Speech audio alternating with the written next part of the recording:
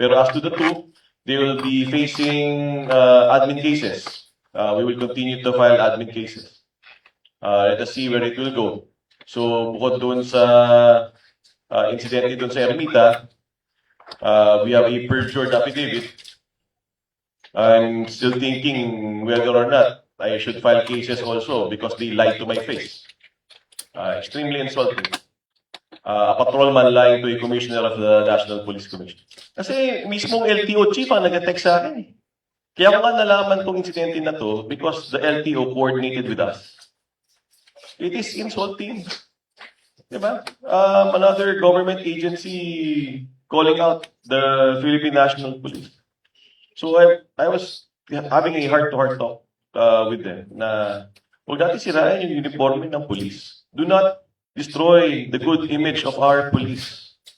Ako na nagmamakaawa sa inyo. Lahat ng tao, lahat ng police, nagtatrabaho para sa taong bayan. We are serving and protecting our people, putting their lives at risk every single day. All our policemen are doing that. Itong NAPOLCOM doing all for your moral and welfare. And here you are, stopping in Ermita, trying to flex against a fellow motorist. For what? For ego? I think that's the silliest reason.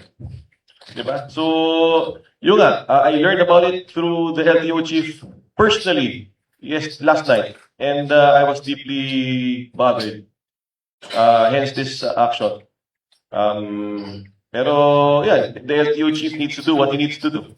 The NAPOLCOM needs to do what it needs to do. So, bahala na kayong dalawa kung ano gusto nyo gawin sa buhay nyo.